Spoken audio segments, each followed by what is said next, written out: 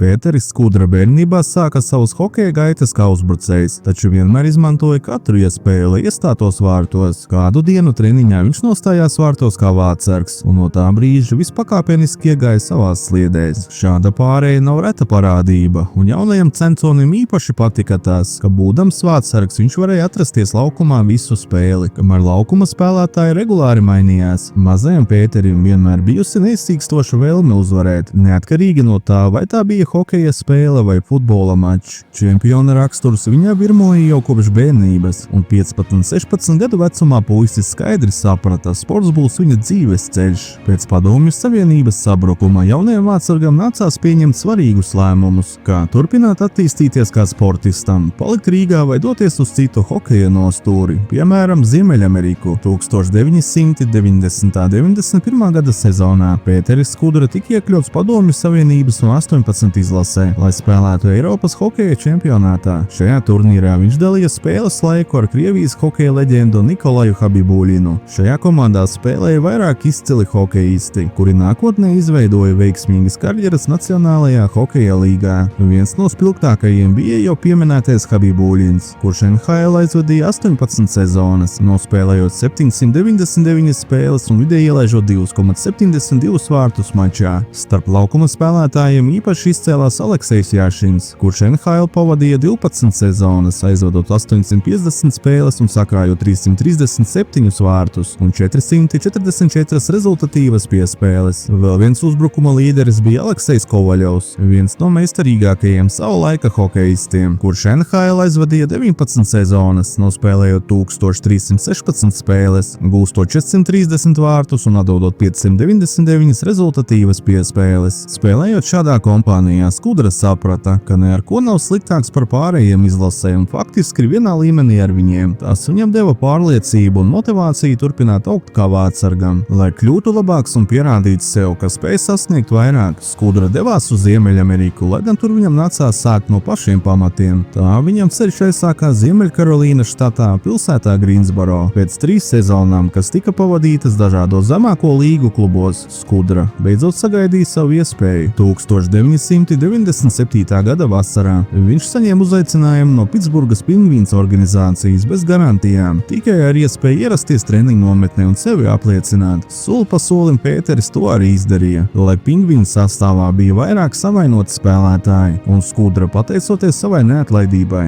izcīnīja vietu komandā, noslēdzot 2-virziena līgumu ar klubu. Atceroties savu ceļu līdz NHL, Skudra teica: "Uzskatu, ka tie 3,5 gadi zemākajās līgās izveidoja manu raksturu, jo tur patiešām nācās ciest." Tā bija Pingvīns pirmā sezona galvenā trenera Kevina Konstantīna vadībā, kā arī pirmā sezona pēc Mario Lemja aiziešanas no lielā sporta. Savā pirmajā Nacionālās hokeja līgas sezonā Skudra dalīja ledus laukumu ar tādiem hokeja meistariem kā Jaromirs Jāgrs, Rons Francis, Stjuarts Barns, Kevins Hečers, Mārtiņš Straka, Aleksejs Morozovs un Dārijus Kasparaitis. Pitsburgas Pingvīni šajā sezonā bija viena no labākajām aizsardzības komandām mazākumā. Ar tikai 16 zaudētiem vārtiem skaitliskajā mazākumā klubs dalīja līgas labāko rādītāju kopā ar Chicagas Blackhawks, Floridas Panthers un Jorgas Islanders vienībām. Austrumu konferencē Pingvīns regulārajā sezonā izcīnīja 2. vietu. 82 spēlēs izcīnot 40 uzvaras, piedzīvoja 24 zaudējumus un 18 reizes noslēdzot maču neizšķirti. Komanda kopumā nopelnīja 98 punktus, gūstot 228 vārtus un ielaižot tikai 188.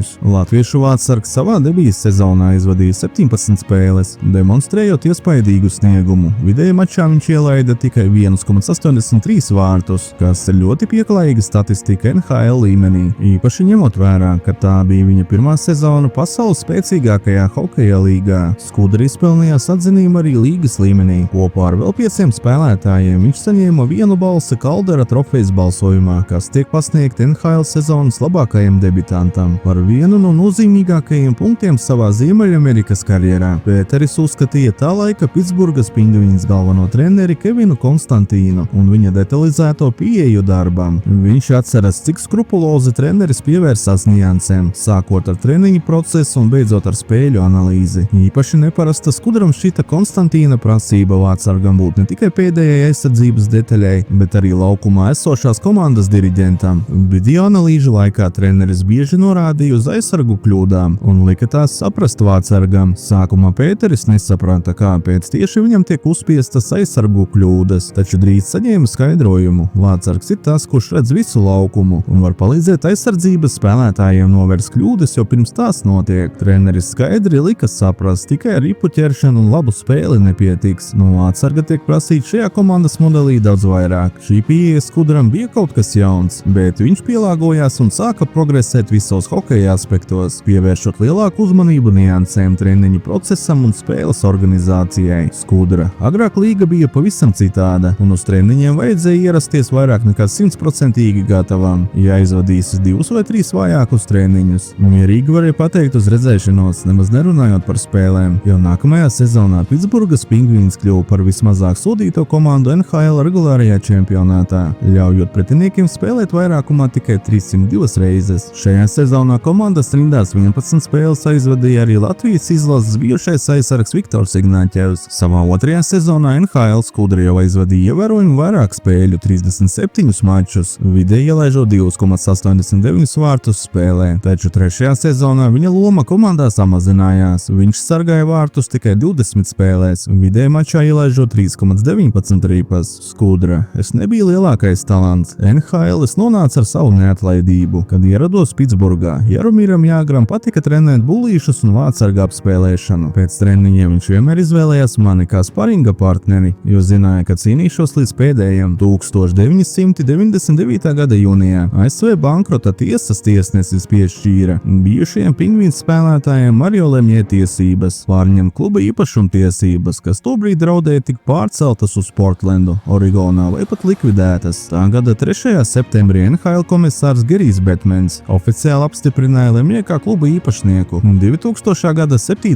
aprīlī Jaromīrs Jāgrs pagarinājumā guva uzvaras vārtus tikai 13 sekundēs, nodrošinot Pingvīns uzvaru izbraukumā ar 2-1 pret Buffalo Sabres. Tie bija ātrākie uzvaras vārti papildlaikā 1999. 2000. gada regulārajā sezonā. Pēc 3 sezonām Pitsburgā Skudra īslaicīgi pievienojās Buffalo Sabres, taču šīs komandas sastāvā viņa spēles laiks bija niecīgs. NHL vēsturē viņš palika kā vārtsargs, kurš Sabres rindās nospēlēja vien 27 sekundes pret Anaheimas Mighty Ducks. 2000. un 2001. gada sezonā latviešu vārtsargs Pēteris Skudra pievienojās Bostonas Bruins organizācijai, kuru sezonas gaitā pārņēma izcilais kanādiešu speciālists Maiks Kīnans. Viņš tika iecelts galvenā trenera amatā oktobra beigās. Sezonas noslēgumā Bruins ierindojās 9. vietā Austrumu konferencē un 2. gadu pēc kārtas nespēja kvalificēties Stanley Kausa izslēgšanas spēlēm. Tas bija vēsturisks brīdis, pirmo reizi kopš 1960.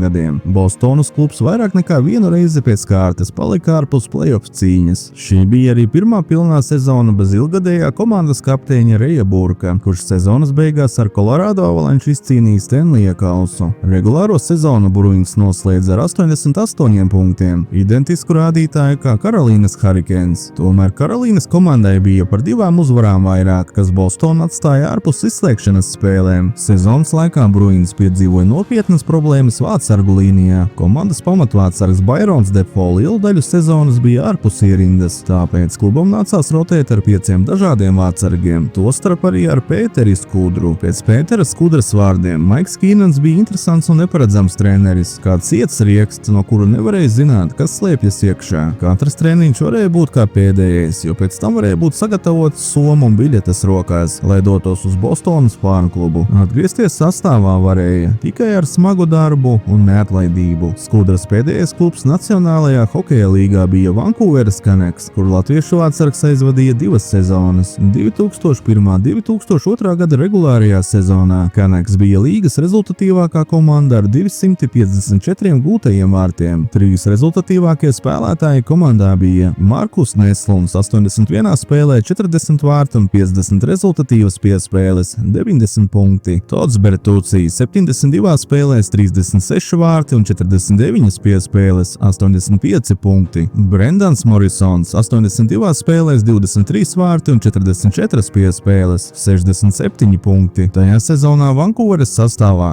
18 spēlēs uzspīdēja arī latviešu centra uzbrucējs Herberts Vasiljevs, izceļoties ar 3 vārtiem un 2 rezultatīvām piespēlēm. Canucks šajā sezonā izmantoja 4 vārtsargus, un Skudra nomināli skaitījās kā otrais numurs aiz kanādiešu vārtsarga Daniela Kloķē. Trenera Marka Kroforda vadībā Skudra savā pirmajā sezonā Vankūverā aizvadīja 23 spēles, vidēji ielaižot 2,42 ripas un veicot 461 atvairījumu. Arī nākamajā sezonā rezultatīvāko spēlētāju uzvārdi un secība Canucks sastāvā palika nemainīgi. Pēteris Skudra atkārtoja pagājušās sezonas rādītājus, aizvadot 23 spēles regulārajā sezonā un vidēji ielaižot 2,72 ripas spēlē. Vankūveras komanda regulārajā sezonā demonstrēja lielisku sniegumu, jo tās vadošā uzbrukumu maiņa West Coast Express Line, Brendans Morrisons, Markus Neslunds un Tots Bertucī aizvadīja savu pirmo pilno sezonu praktiski nemainīgā sastāvā un guva 67% no visiem komandas vārtiem. Canucks bija līgas labākā komanda vairākumā, gūstot iespaidīgus 87 vārtus un izcēlās arī ar jaunu organizācijas rekordu – 10 uzvaras pēc kārtas. Sezonas izskaņā daudzi prognozēja, ka Vankūvera varētu izcīnīt Ziemeļrietumu divīzijas titulu, jo tās sīvākie konkurenti Colorado Avalanche bija aizvadījuši vāju sezonas sākumu. Regulārās sezonas pēdējā dienā Markus Neslunds palika soli no Morisa Raķetes Rišāra trofejas par labāko vārtu guvēju, bet Arta Rosa balvu rezultatīvākā spēlētāja statusā viņam pēdējā brīdī izrāva Pīters Forsbergs. Vēlāk Canucks uzbrucējs publiski atvainojās faniem par šo iznākumu. Markam Krofordam ļoti patika Pētera Skudras uzvedība uz soliņa, viņa enerģija un emocionālais pienesums, ko vārtsargs sniedza komandai, kamēr tā atradās laukumā. Šo īpašību nepieciešamo enerģijas impulsu Skudra bija pārņēmis jau Pingvīns un Bruins organizācijās. Viņš turpināja īstenot to, ko vēl Pitsburgā viņam bija uzsvērs Kevins Konstantīns – būt klātesošam un emocionāli aktīvam arī ārpus vārtsarga laukuma. Tas ļoti palīdzēja komandai spēles laikā. Marks Krofords pat atzina, ka dažkārt negribējās likt Skudru vārtos, jo tāds spēlētājs soliņš palika pārāk kluss. Tieši tik lielu enerģijas lādiņu viņš deva komandai no rezervistu soliņa. Pētera Skudras karjerai Ziemeļamerikā punkts tika pielikts 2003. gada 13. martā spēlē pret St. Louisas Blues, kurā viņš atvairīja 29 no 33 metieniem, bet mačs noslēdzās ar neizšķirtu rezultātu 4-4. Skudra ar siltām atmiņām atceras, cik ļoti kanādieši mīlēja hokeju un cik augstā līmenī Canucks organizācija sadarbojās ar līdzjutējiem. Vankūverā ar labu sniegumu vien nebija pietiekami. Spēlētājiem bija jābūt arī labam pilsētas iedzīvotājiem, kurš atdod faniem pienācīgo mīlestību atpakaļ. Protams, neviens Skudru no Nacionālās hokeja līgas neizdzina, taču būdams nedaudz pāri 30, Pēteris vēlējās nopietnāku lomu laukumā. Viņš gribēja būt pirmais numurs, regulāri spēlēt un būt tas diriģents vārtos, kurš vada komandu pretī uzvarām. Tiem, kam interesē finanšu detaļas, saskaņā ar The Hockey News informāciju, Skudras lielākais līgums bija $550,000 sezonā, un šādu algu viņš saņēma 1999. 2000. un 2002. 2003. gada sezonā. Tālāk Skudra turpināja karjeru Krievijā, bet tas jau ir cits stāsts.